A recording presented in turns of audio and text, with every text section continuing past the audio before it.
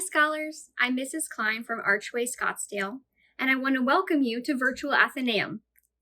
Our lesson today is on Roman art forms. Let's get started with some questions. When you think about the ancient Romans, what comes to mind? What do you know about them? How did they live their lives? And how did they bring beauty into their daily lives? The ancient Romans borrowed many of their artistic techniques and styles from the Greek and Etruscan cultures that preceded them. They are probably best known for one particular art form. Do you know what it is? If you said architecture, then you're correct. Roman architecture has always been considered one of the finest in the world's history, but they also practiced other forms of art and design. Early glassware was thick and clunky because the Romans were still figuring out how to produce vessels made from glass. As you can see, glassware was mostly useful to the Romans. As they learned the technique of glass blowing, though, their products became more beautiful as well as useful. They also learned how to use recycled glass in making new and useful products. How resourceful of them! Another art form that the Romans used was gem work. Jewels are always a beautiful piece of art. The ancient Romans would carve semi-precious gems, like amethyst seen here, into jewelry and other ornaments. But this art was not for everyone. Who do you think could afford to enjoy this unique form of art in ancient Rome? Those that could afford this were the wealthy in ancient Rome. But what do you think of it? Which one is your favorite? Sometimes these metals were used for coins, like these pictures here, and tableware like forks, knives, and spoons, but often it was just used to bring beauty. This work was much more detailed than some of the other art forms that the Romans used. Do you notice that in these photos? Do you recognize any patterns? What kind of details do you see? Look around your house right now. Does anything in your home remind you of some ancient Roman artwork that you've seen today? If you'd like to do a project with me now, I'm going to show you how to duplicate some of this Roman metal work seen here. Today we're going to make our very own metal work that will end up looking like this. What you're going to need is some cardboard or really thick paper or an old cereal box or a cracker box. This is what I'm going to use, just a piece of cardboard from a shipping box. You'll also need some tinfoil, scissors, this is tape, some paper to sketch your design, and a pencil. You might need to ask an older sibling or an adult to help you cut this out because it is thicker and can be harder to cut. At this point, you can either pause the video and gather all of these supplies and come back and finish the video, or you can watch the whole thing through and then come back to watch again later to do it with me. Now that we have our square, we need to add a design. You can choose any shape or letter you'd like. You're going to draw your design on a piece of thicker paper, like construction paper or cardstock if you have it. Regular paper can work too. That's what I'm going to be using. But before you draw your design, you're going to want to fold it in half so that it's thicker than regular paper. And this will make more sense why this is so important in a moment. If you do it this way, you'll want to tape the two pieces together after you draw your design so that they stay together. Once you've chosen your paper, you can begin your sketch. I'm going to do the letter C, but first I need to make sure it's not bigger than my shape here. So I'm just going to draw a line here to show that I don't need my shape to be bigger than that. And you don't want it to fill up the whole square. So I'm going to start by just drawing my letter C.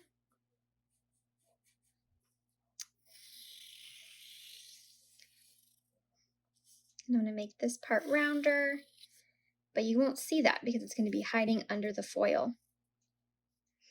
All right.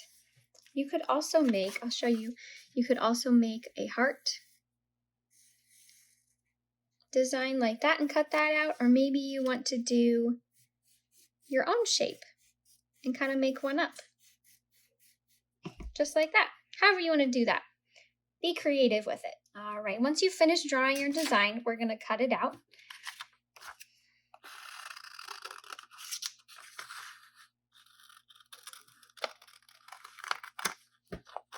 And if you need help, if your design has lots of details, you can also ask an older sibling or a parent to help you cut it out.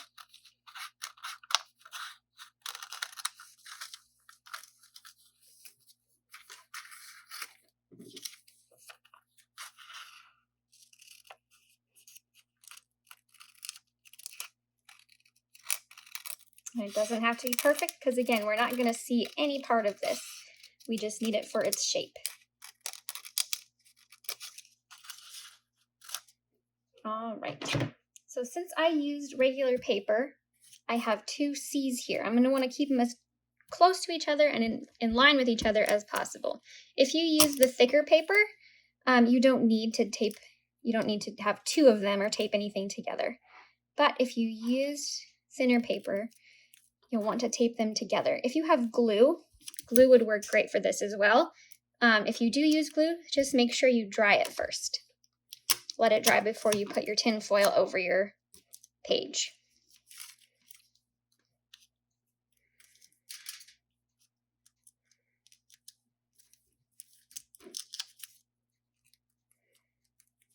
Do one more piece just to make sure they stay where I want them to stay.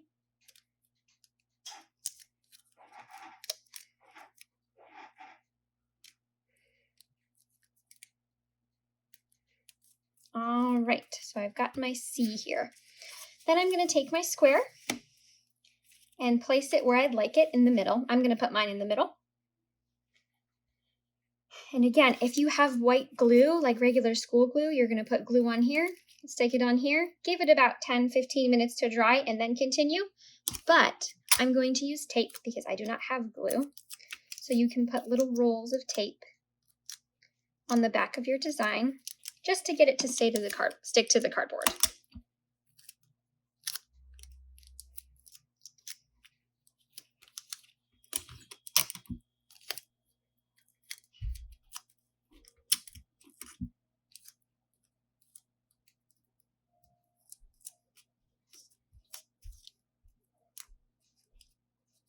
And stick it on there.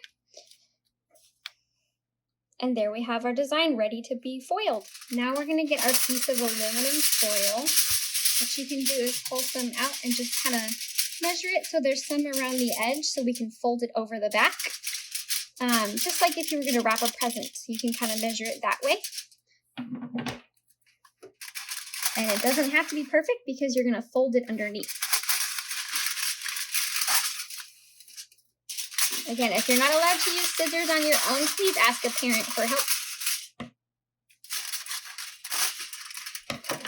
All right, I'm going to take my foil and set it right over my cardboard in the middle. And then I'll flip it over so my design is facing down just like that. And now I'm going to tape the edges to the cardboard so it stays nice and tight.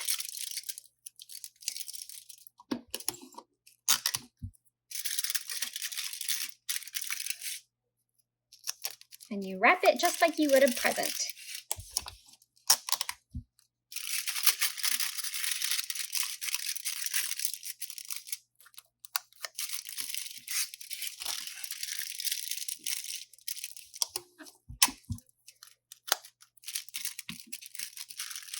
And then we're going to flip it back over. And you should be able to kind of feel your design popping through.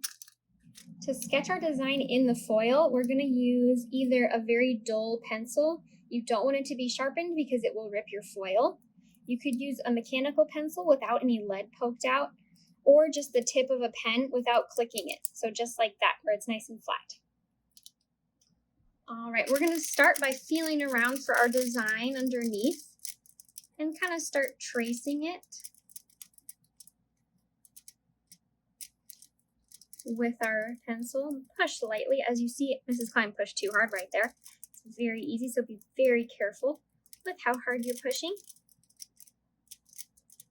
to make our initial design. See our initial design. I'm also going to add, some squiggly lines because I saw some squiggly lines in the Roman art we saw earlier. You can add any kind of lines, but try to think about the art we saw and the designs.